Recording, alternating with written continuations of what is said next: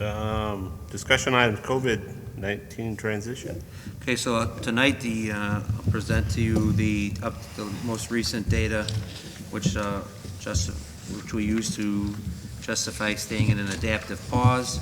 Dr. Freitas is going to talk a little bit about the schedule for second semester and our current schedule, what we're doing to address the failure rate for students that are struggling through first semester, some of the work that's been done and is going to be ongoing with teachers to make sure we can improve the classroom experience starting second semester when we bring kids back on campus.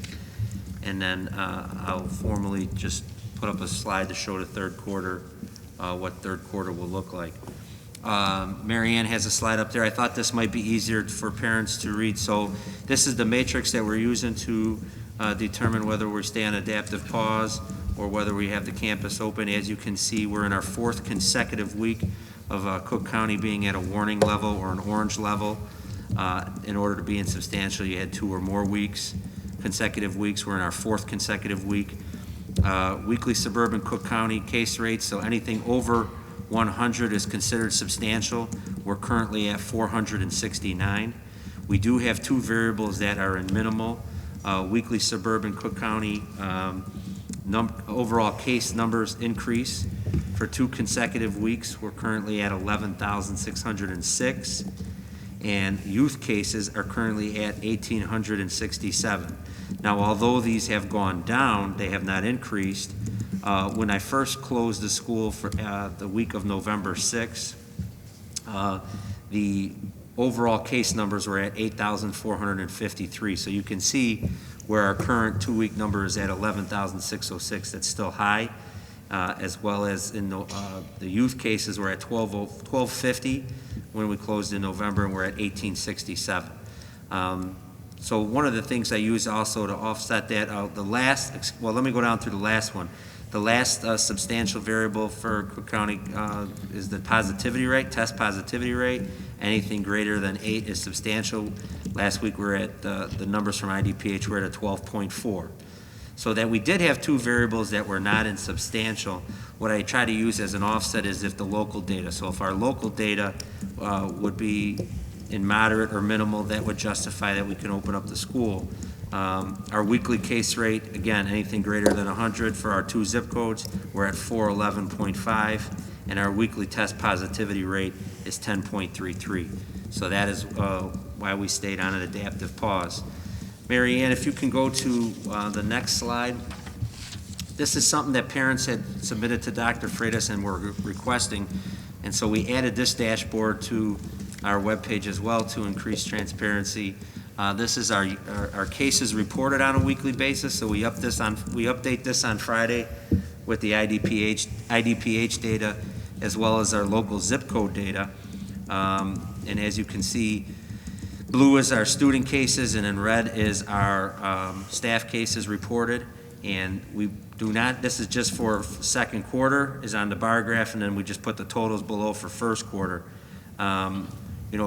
Each school does this differently. We are reporting on any cases that are reported to us because we think that's important so that we're aware, so we have an idea if there's any kind of student-to-student transmission going on or if there's any uptick in student cases or staff cases. So this past week, we've had 10 student cases reported in 1 week and 2 staff cases reported this past week. Excuse me, 1 staff case. We had another staff member test positive. That will be on this week. So 1 staff member and 10 students this past week. Dr. Freitas, can you address the areas I Of course. mentioned, please? Yeah. Greetings, board members, teachers, staff, students, and parents. During my principal's report later in the evening, I will address upcoming events and share updates of the great work that the Race and Equity Committee is doing. But for now, I want to focus on addressing concerns that some parents have brought up to my attention. Our current schedule, our failure rates, final exams, and differentiated instruction for second semester. But before I begin, I want to send my well wishes to all the staff members and students recovering from COVID-19 and to all the family members. I send my well wishes, and I hope you regain your strength as soon as possible. A concern from some parents that have been shared with the administration and I is the desire to switch from a half-day schedule to more of a full-day schedule, similar to our Monday schedule. The administration is committed to keeping the current schedule because it promotes consistency for all learners and our educational responsibilities. The Special Education Department has already scheduled their mandatory annual IEP reviews, 3-year reviews, 504 meetings, have sent invitations to teachers for mandatory participation, and scheduled transportation based on the current schedule. We also require staff to attend those meetings, and we've also made accommodations for staff to work remotely in the afternoon if need be. General education students and parents have already planned their own personal responsibilities around this schedule. This current schedule that we have, Tuesday through Friday, 8 to 12:45, this schedule eliminates in-person lunches, a necessity for when we bring students back second semester. We are going to bring students back second semester. This schedule has allowed us to bring students in the building that need a safe place to study. Lastly, high school is unique and different from elementary school. Trust me, I used to be a 4th grade teacher, then I went on to high school. High schoolers need more time for homework than elementary students because of the sheer volume of assignments required to develop their skills. High schools change teacher periodically. Elementaries usually don't, except for specials. In high school, students could have several specialized teachers, unlike elementary school. Lastly, based on the survey data, screen time is something we need to be mindful of. The current schedule allows for students to see teachers every day, a teacher and student ask, and we picked up 4 hours of office hours for group and individualized intervention. Another concern that has been brought up to me is addressing failure rates. Guys, they're double than normal. I know that this is alarming. I'm not happy with it. And doing some research and speaking to other school principals, I've noticed that other schools have also have high failure rates during this pandemic. I believe last year's message of grades can do no harm, which was the right thing to do during the beginning of this pandemic, has given students a false sense of hope because some students believe that it also applies for this semester. Parents, please help me out. Students, do the work. Email your teachers, okay? We want to help you recover any learning, that you missed. But I want to tell you guys that grades do count this semester. Ms. Lindquist and I have personally emailed every single student that is failing and gave them a challenge to use the remaining weeks to recover any learning opportunities missed, which I am pleased to say that many students have accepted. Teachers, staff, and administrators have also been calling students, doing home visits, emailing students. Our IT department has added extra phones in department offices and created a phone bank in one of our few empty spaces. We've eliminated final exams to give students more time to continue learning due to the modified curriculum and also help other students recover their missed learning opportunities. I've also opened quarter 1 gradebooks so students have an opportunity to recover their learning loss during first quarter, if that makes sense for the specific class. If not, teachers could also work during second quarter to help students catch up. It also eliminates the red tape, so teachers don't have to fill out, the grade change and all that. So, I wanted to, make it more accessible to our teachers and students. So please have your students reach out to the teachers. I know I say this a lot. Guys, at RB, we love you, we care about you, and we have your back. Guys, and I want you to succeed. I want all the students to succeed. Okay? If you need a place to study, come to my office. I have students in my office. I've had students in the dean's office. I have students in the study hall. Whatever the reason is, okay, the school will welcome you. The last concern that has been brought forth to the administration is differentiated instruction for both in-person learners and remote learners. We hear you loud and clear. The overall goal for second semester is to build upon the great remote learning teaching practices already in place and to differentiate the classroom experience for those students attending in person. We are committed to making the in-class experience as transformative and interactive as possible with safety always in the back of our mind. We've been working with our teachers so there can be more traditional in-person teacher-student interactions once we're bringing students back on campus, second semester at 50% capacity. Parents, we need you to send your students to school. Second semester, send them, all right? We're gonna be open, so guys, come to school. Students, come to school. The building will be open. I wanna thank to all the parents for your continued patience with us, because I know being a parent and working is not easy in this pandemic. And also to my teachers, because remote teaching and in-person has been a challenging journey. It has called all of us, all educators, to re-examine teaching and grading at a very rapid pace. During our November faculty meeting, I shared best practices, traditional practices with our teachers and staff observed during informal and formal observations on how to best engage both in-person learners and remote learners. Our teachers have had in-person learners be their own breakout room, while remote learners work in the digital space. They've also allowed opportunities to interact with one another. Teachers have used document cameras to show both in-person learners and remote learners how to solve any academic problem. Our teachers have facilitated live questions, established paper and pencil options for assignments, facilitated student participation in class without requiring them to log into Zoom or Google Classroom, but instead projecting the Zoom and Google Meet of students who are participating remotely. And teachers have facilitated both indoor and outdoor exercises with students. If you guys seen those students jogging, walking around, that's our PE department, differentiating instruction for both in-person learners and the students at home. You know, big shout out to the PE department. I'm proud of our teacher for instructing admirably during the toughest time for educators. In addition, during PLC time, teachers have been sharing with one another how to best engage both in-person learners and remote learners simultaneously. For those in education, effective professional development tends to be peer-to-peer. That works very well. All of these practices will continue and expand into second semester. Guys, this is new for everybody. We're only gonna get better at this. So I just ask that you continue to give us time and patience to prepare and to execute. I want the students back. We've invited students back, and I know we're gonna do an even better job second semester. Quinn? And don't hear it from me. We're gonna show a brief video on what our students are saying about our staff. Quinn, if you could hit it, please. There is no sound copyright, okay? This could be found on our RBTV channel, but because it has some music and it's in the public mean, there is no sound, but really focus on the comments. This is a video the administration put together before Thanksgiving, correct, Dr. Freitas? Yes, Dr. Skinkas.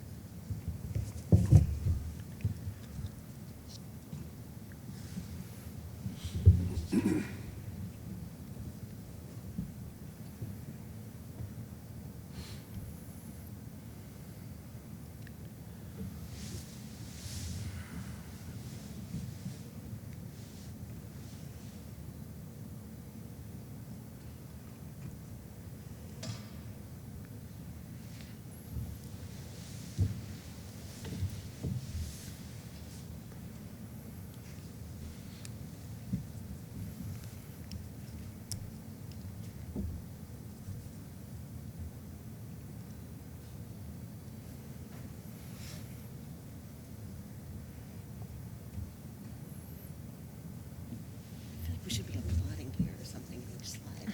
Oh, there.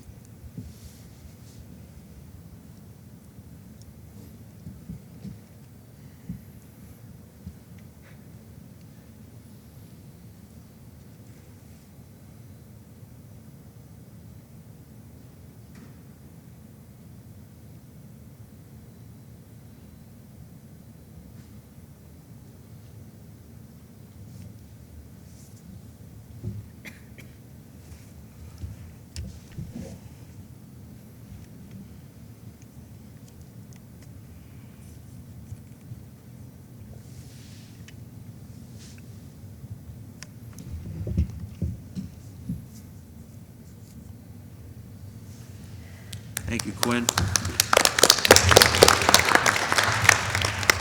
Okay. You have anything else? That concludes this Okay, so COVID-19 the portion. last slide that's up, and you'll see it's highlighted in a darker yellow for the public, is that the plan is, we'll obviously have one more week. We need to see where the numbers will be at. I'm not anticipating that they'll be low enough to bring students back, but we'll wait till make that announcement till Friday till we see where the IDPH numbers do come in at. The plan is that we start third quarter at 50%. Students will each have 2 days on campus. We'll continue to follow the same schedule, with Mondays being remote, the PLC being in the morning, and then Tuesday through Friday will be 50% of the students attending, A through K, L through Z. Students that are attending remotely will participate either through Zoom or Google Meet or another venue that the teacher will be using. If they're live streaming or whatever that teacher is doing, we're working with our teachers union to get them any equipment they need so that they can experiment with different technology. And then the goal is to increase student and teacher interaction second semester. So if they're starting third quarter, we want to identify ways that students can be in class and participate in class without having to be on the Zoom or the Google Meet. So our teachers are working on that, and they'll continue to work on that third quarter. So we just ask that you continue to be patient as they're trying to do new things and try to find new ways so that the kids that are on campus can feel like they're interacting in a traditional classroom as close as they can be under a pandemic, and the kids at home are still getting that experience as well. At this point in time, any teachers that are on medical accommodations will continue to be on medical accommodations until more information comes out about the vaccines and establishing return to work plans with those teachers. At this point in time, there are no plans to implement lunch. We will hopefully start back up winter athletics as soon as the IHSA removes their adaptive pause. And then same with activities. They should be virtual and in person when possible. So we really are banking on trying to get back to some normalcy at the start of third quarter with going right in at 50% and then having our athletics and our activities and those events being able to take place. The next phase, which, we have to obviously see how everything shakes out with the vaccine, but hopefully we can get to the first green box, which would be 100% of students on campus for at least half days, hopefully sometime fourth quarter. And obviously pie in the sky would be back to our traditional schedule with 100% on students on campus. But we are shifting, we're planning on continuing to move along our plan to the right. So we're at 50% start of third quarter, and with hopefully the possibility of getting to 100% for half days. So students will have 4 days on campus somewhere in fourth quarter. Any questions from the board? One last thing I do need to announce. Monday, January 4th will be a remote planning day for teachers. They're called remote planning days because the state gives you up to 5. We use some of those as half days during that orientation week back in August. So there will be no remote learning on January 4th with the expectation that teachers will be using that day to email students Zoom links that are going to be participating the next day remotely, setting up their classrooms, spacing out their desks, setting up any technology and things they need. And then, God willing, January 5th, the students will return to campus at 50%. And all this will be posted on the website like we've been doing every Friday. Dr. Freitas will send out communication to families, and we'll continue to follow the plan and implement it.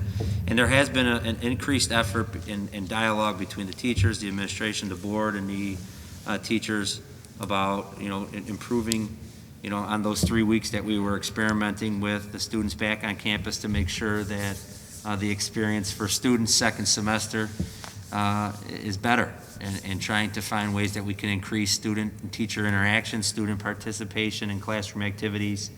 And I think our teachers will do fine. A lot of teachers have been stepping up and working with their colleagues to try to identify different venues or different areas that they can improve on or strategies they can try. So I think it will go much better second semester.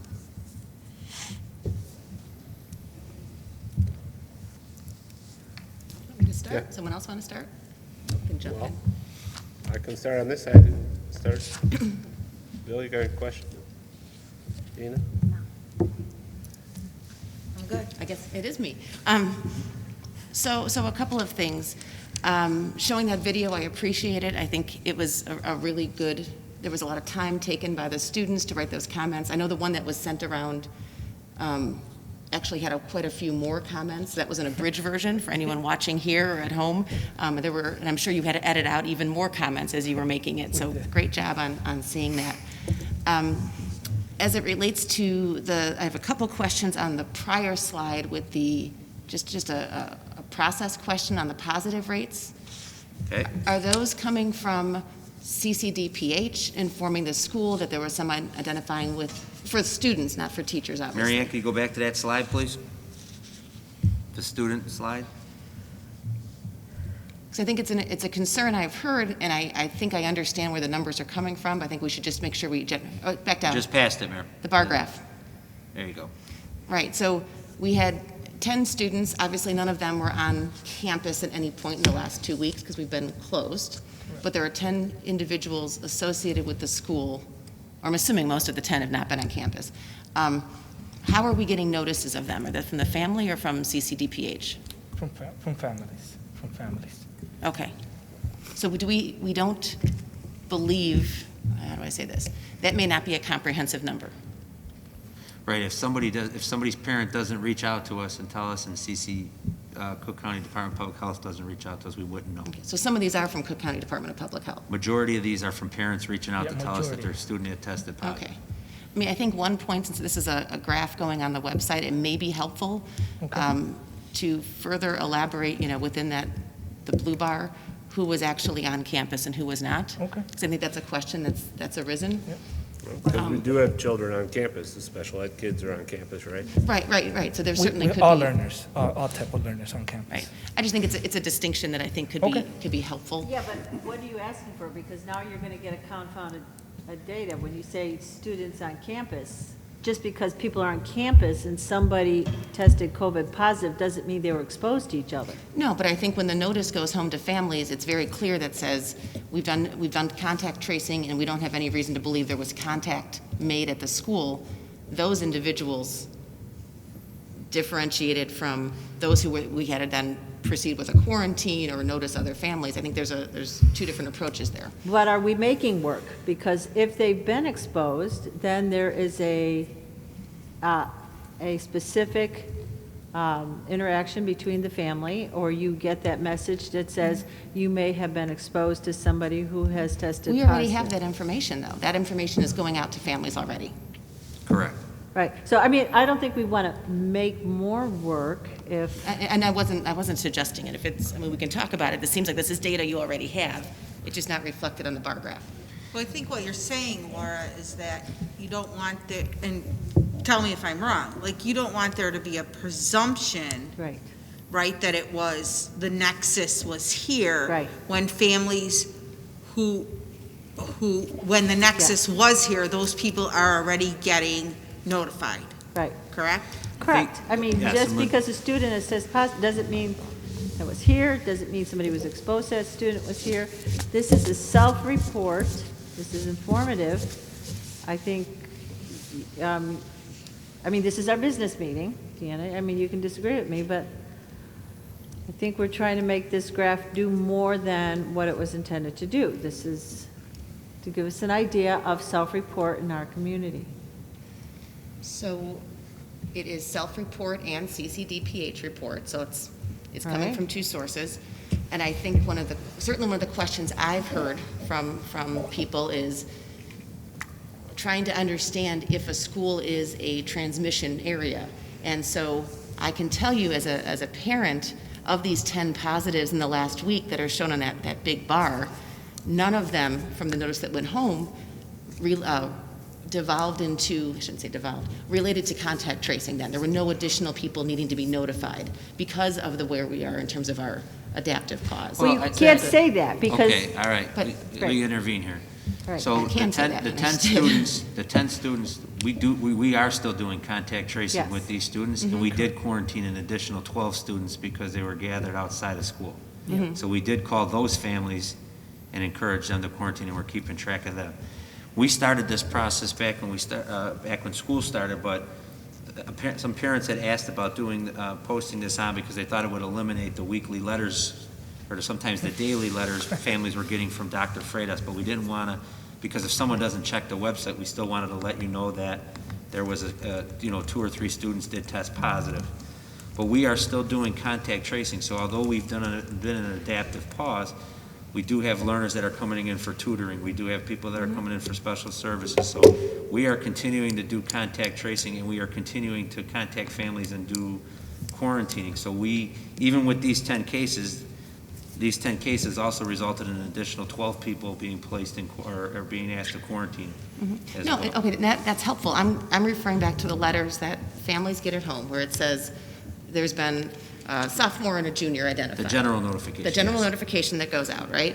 And it says there's been these 2 individuals, because they were remote learners, we have no reason to believe they were on campus when this transmission occurred. I think that's an important piece of information Sure. that's coming out through the contact tracing that we already have. Correct. And there was another question submitted, about, well, why are we even reporting these, or why are we posting these? Because, the way our plan is set up is that if we do open up on the next week, or when we were going back and forth on this data, we want to also make sure, we're not sure who these students were in contact with in school, outside of school. So even though a kid may be remote learning, that doesn't mean he wasn't at a social gathering and could have transmitted this to other students. So that's why we're keeping track of all these cases. Some high schools have chosen to only report if a student tested positive that was on campus. Anybody that informs us they have tested positive, we're doing contact tracing on just to be more transparent. Yeah, that's my comment why I wouldn't want that there, because we don't know what the students are doing outside of here. They could have been in the park together, they could have been in another event together. The Illinois Department of Public Health is doing their job in contact tracing and contacting people that they feel they should contact. I don't think we should presumptuously say that because they weren't here, everybody's safe, because those kids that weren't here, they still could have been in contact with other people outside of the school. I do understand what Mrs. Aylis is saying, though, in the sense of, out of all these blue bars and red bar, we have reason to believe none, if not none, no one can say exactly where, but we believe there's been little to no transmission on campus. Yeah. And I think that's the concern. If And somebody that's sees the point I'm trying 10 to make, is that cases, research they're- has been done already. correct. And somebody sees 10 cases, they're like, well, that place is a hotbed. But really, all those are cases that are just being reported to us outside from the Right. parents. So I'm not trying to invent work for someone. This appears to be work that's already been done. I just think there's a way to perhaps present it to capture that. Yeah, and That's just a suggestion. No, I understand what you're asking. We can look and see if there's a way to modify the bar. Maybe we'll see. I think it's something for Hector and his team to look into, right? Is there a way to just maybe add more info? Because I just went to our website and it has this exact bar graph, but there's no other information that comes with it. So maybe that's the questions you're getting. Maybe people are looking at it and they just see 10. That's it. And they don't know that we've been doing contact tracing, that it might not have been related to the school, whatever it may be. Maybe, Kevin, you just need to add a sentence or two clarifying what What the this data Sure. is that they're looking at. I think, Right. yes, and I think that we could That add a might work, descriptor. too. That might work. Yeah. I think some parents were looking when they were asking, Dr. Freitas, this was something you wanted to initiate, and I think this was because parents were thinking it could eliminate the letters. Sure, yes. But I said, not every parent checks the webpage, so some parents may like to be noticed, or we can't assume everybody's just going to one central location to Yep. check the I information. mean, I wanted to differentiate, how we communicate our data, always be transparent, right? It's easy when you just say the truth. And I want to thank all the parents and students for communicating, because this is important. It's courageous, when you guys call and share this, I know it's hard to share tough news, but continue sharing this, because we want to be helpful in overcoming this pandemic.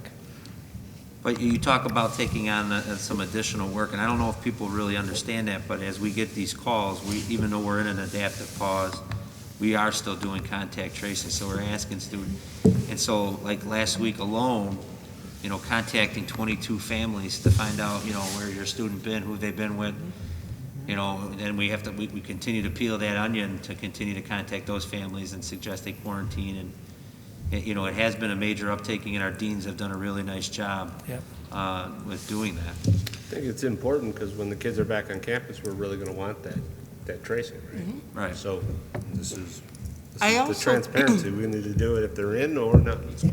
Yeah, I think the information just needs to be clarified, because I just went, District 96 and 95, they both have similar information, but it's a little bit, so like 95 says, positive cases due to close contact outside of school, positive cases due to close contact inside of school. Right, So and it's that's just, exactly what I was looking at. so when a yes. parent clicks on it, they may have additional questions. So I think maybe it's just keeping the bar graph, but maybe putting a little bit of more information, maybe like a little paragraph, like I said, that further explains it. But see, Gina, if we can't prove that the close contact was inside, you know, it starts to worry me when we presume where, Well, I think sharing more information is better than less. but And I sharing wrong think- information is. Well, of course, like, we don't want Right. to spread, of Right. course. Right, because students know each other outside of school, and just because they were both in this building at the same time doesn't mean that there was an exposure in the building. Sure. But they could be together at a social event, they could be together at the store or anywhere in the community. So I think we don't want to presume that just because two people were in this building that happened because they were in close contact. I don't think anyone's making that presumption at all. I mean, I don't see that from the letters or from this. I just think, if anything, it's the opposite. Is that it's making sure we don't make that presumption. I think that's very important. I was on the one graph, it worries me a little bit where they say in school or out of school without really knowing that specifically. I'm curious how they could even say that contact happened in school. I do understand what you're saying, because you don't know if a kid Yes. got it at school or if they were out together the weekend before. Or they got it from a family member or Well, that's why I'm relative, correcting or- my, like, we're not aware of anybody that said, hey, I didn't have any symptoms until I interacted with this teacher, or with our staff members back in October when we had 2 or 3 staff cases. But you can't 100% say Right. that they didn't contract it in school. I mean, they had some other variables that they thought contributed to their getting testing positive, but I understand what everybody's saying, and we'll continue to look at it, see if there's a way we can maybe add a sentence to it, or maybe put a descriptor on there. I just also wanted to add that thank you to the deans, because it is a lot of work, but it's good work because it's goodwill to those families, and those families may need more than medical support, right? Like there's all the implications, right? We've talked about this before, but so that's great that they're putting in all that time and making those better relationships and connections with families.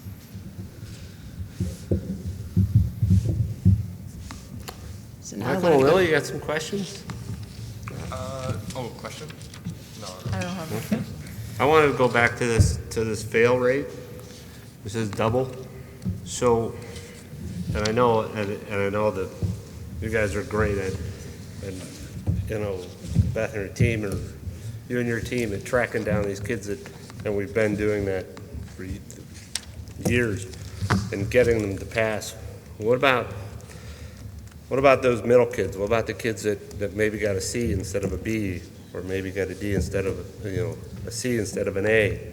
Are we focusing any attention on them? Do we look at, because there's a history, I think, and I think, kid could be making A's, and all of a sudden, he's sophomore, junior, he's making A's, and all of a sudden he rides into his first semester of senior year and he's got a C. That's out of normal, right? What are we doing for those kids?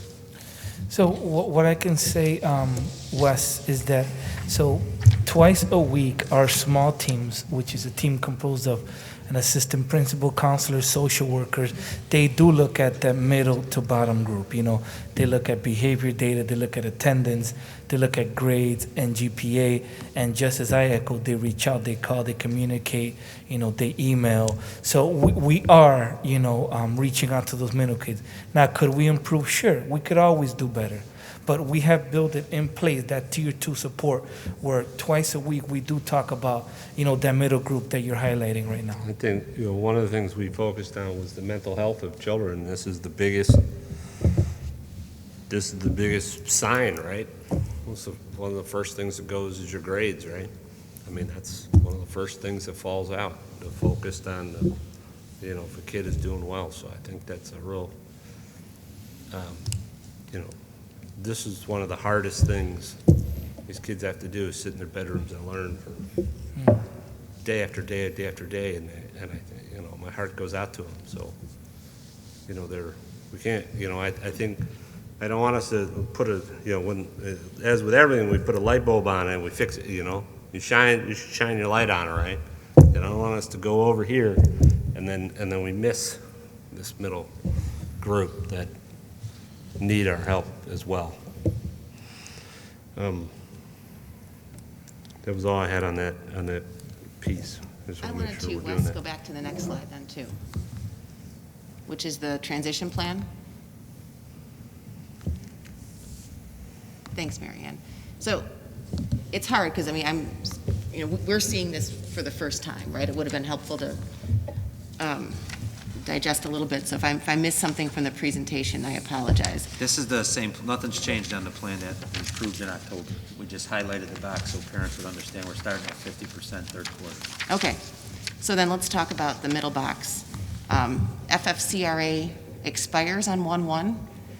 So is there a plan in place to deal with that from a staff and teacher and administrator perspective? Yes, so that letter's going out tomorrow. Kristen and I have been working on it. We met with the vice president and president of the union, or president pro tem, and discussed what that will look like. And I think I stated that earlier.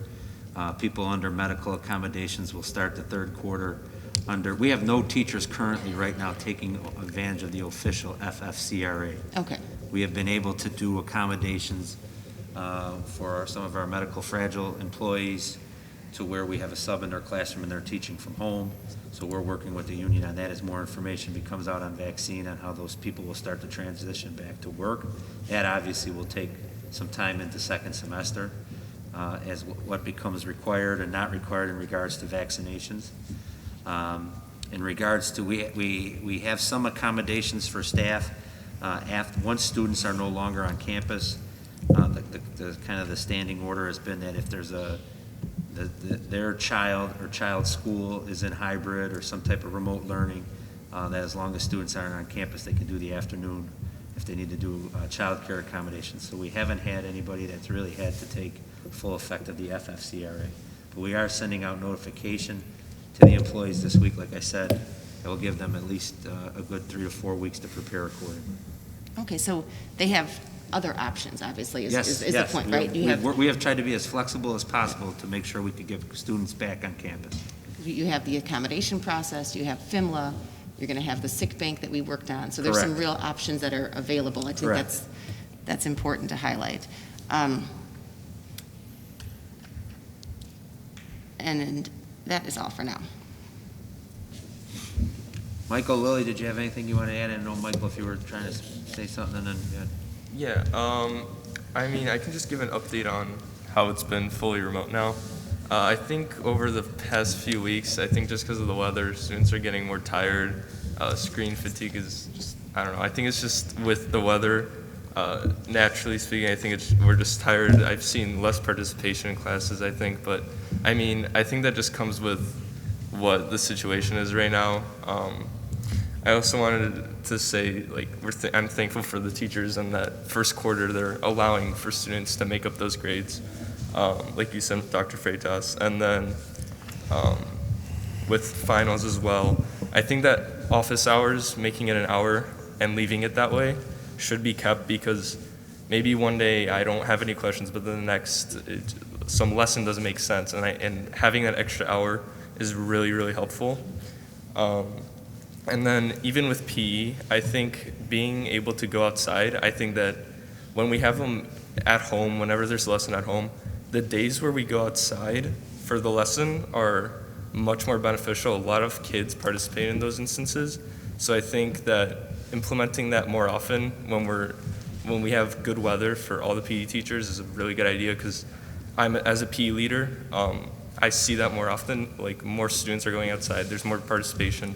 They have to send a screenshot of it so the teacher gets proof of that. Whereas if they're at home, they don't have to turn on a camera, so they don't have proof that they're actually participating. But being outside and then that screenshot is just showing participation. And then when you were talking about that middle group, I think that students don't all understand that reaching out to that teacher for extensions on time, most often than not, they're going to give you that time, and then you can turn it in whenever you can. Just as long as you have a reason for why you can't turn it in, I think that just being able to reach out to that teacher is really important. Yeah, I also have one more thing to say going off of Michael. Teachers are being really lenient this year and understanding with all the assignments. I know that since we're in like the last 2 weeks of the semester, they're assigning less work to let students catch up on assignments that they might have missed or struggled with, and so that they can kind of soak in the material easier at the end of the year. And they're just really understanding our situation this year especially. And some teachers are even offering like extra credit opportunities to help students boost their grades so that they can end first semester on a high note. So are all the teachers open up the grade book for first quarter? So it really, so how I communicate it is, it's what makes sense to recover learning. So for some areas, for some subjects, it makes sense to open quarter one, recover some learning. For other subject areas, teachers are making it up in second quarter, and also, when it comes to the final grade. But everything goes back to recovering learning. What makes sense? To go back to quarter one, to just focus on quarter two and wrap it up. So again, I've kind of, taken that approach in opening quarter one. This was a joint, you worked with the union leadership on this, correct? You worked with the union leadership on this? I did. I work with teachers on this, correct, yes. Okay. That's why I make sure that we're all on the same page. All right, any other questions on COVID-19 transition or academic interventions? We'll go to the FOIA. No FOIA this week.